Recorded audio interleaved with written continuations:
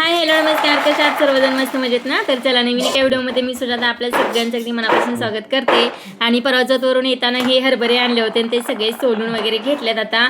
तर हे सोलाने येत ना, सोलायलाच खूप वेळ जातो, पण सोलल्याशिवाय नी परत आपल्याला खायला तर कधी मिळणार ना, म्हणून छानपैकी असं सोलून वगैरे घेतले होते. ह्याच्यासाठी मी 2 ग्लास आहे ना तांदूळ घेतले आणि 4 ग्लास पाणी गरम करून घेतले.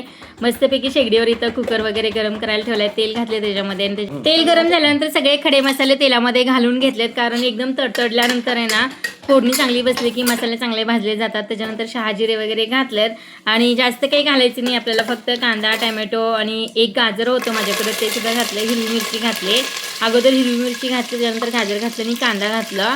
हे सगळं चांगलं भाजून घ्यायचं आहे आपल्याला आणि कांदा चांगला भाजत आल्यानंतर आपल्याला त्याच्यामध्ये टोमॅटो घालायचं आहे. तर कोणत्याही प्रकारचा आहे ना पदार्थ आपण बनवत असेल, प्रत्येकजण बनवतात, पण प्रत्येकाच्या हाताला टेस्ट वेगवेगळी असते बघा, कारण फोडणी टाकण्याची पद्धत आणि त्या भाजण्याच्या वगैरे पद्धती ह्या जराशा वेगळ्या असतील. त्यामुळे प्रत्येकाने, आता मी जरी सोलन भात केलं तर माझ्या हातचा टेस्टला वेगळाच लागणार, अर्चनाने केला तर तिच्या हातचा वेगळाच लागणार.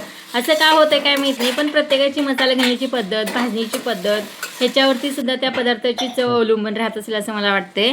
आणि इथं आलं लसूण पेस्ट वगैरे पण सगळं घालून घेतलं आणि सगळे मसाले चांगले भाजत आल्यानंतर आहे ना, तर त्याच्यामध्ये मी थोडासा गोडा मसाला आहे तर तो सुद्धा घालून घेतलाय. तर तुम्ही कशा प्रकारे सोलन भात वगैरे करता किंवा कोणत्याही प्रकारचा भात वगैरे करता तर ते सुद्धा नक्कीच कमेंटमध्ये सांगा. हे सगळं भाजल्यानंतर जे काही तांदूळ आहे ना तर ते धुवून वगैरे ठेवलं होतं. आणि कधीही कोणताही तांदूळ घ्यायचं असेल तर 2 ग्लास जरी तांदूळ घेतलं तर 4 ग्लास पाणी घ्यायचं, डबल घ्यायचं, म्हणजे बरोबर आपलं मेजरमेंट होतं, अजिबात चुकत नाही. तर इथं 2 ग्लास तांदळासाठी इथं 4 ग्लास पाणी मी अगोदरच गरम करून ठेवलेलं. बाकीची सगळी तयारी करून ठेवली होती, त्यामुळे फोडणी टाकायला काही मला जास्त वेळ लागला नाही आणि बसूनच असं आज मस्तपैकी मसाले भात केलेला आहे. आणि पाणी वगैरे घातल्यानंतर उकळलेलंच पाणी होतं, थोडंसं चवीनुसार मीठ वगैरे घालून घेतलं त्याच्यामध्ये. आता याच्यावरती मस्तपैकी मी झाकण वगैरे झाकून ठेवते आणि बघा पाणीही थोडंसं आटत आलेलं आहे आणि तांदूळ पण चांगला लांब लांब असा झालेला आहे, कारण मी तर बिर्याणीचंच तांदूळ घेतले, बिर्याणीसाठी हे तांदूळ आणून ठेवलं होतं. रुची भाऊ का काहीतरी तांदूळ आहे आणि मी आणि अर्चना गप्पा मारत मारत असं चाललेलं आमचं, काहीतरी दंगामस्ती करत होतो. आणि तिला शूट घ्यायला सांगितल्यानंतर ती एकाच जागेला बसली, आता इथनं शूट घेते, त्यामुळे आम्ही थोडंसं हसत वगैरे होतो. आणि इथं पाणी वगैरे सगळं भातात लाटलं बघा आणि आता थोड्या वेळासाठी झाकून देणार आहे, कारण हरभरे वगैरे पण चांगले मऊ झाले होते, बघितलं चेक केल्यानंतर.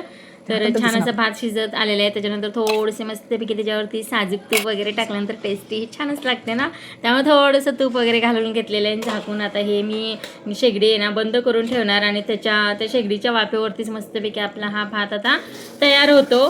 तर मस्तपैकी वाफेवरतीच भात इथं आपला सगळा तयार झाला आणि एकदम सुट्टा सुट्टा छान आणि टेस्टला तर एकदम अप्रतिम झालेला आणि इथं काढून घेतलेला एकदम खिला खिला झालाय. तर हा होता आजचा व्हिडिओ, कसा वाटला नक्की सांगा. बाय.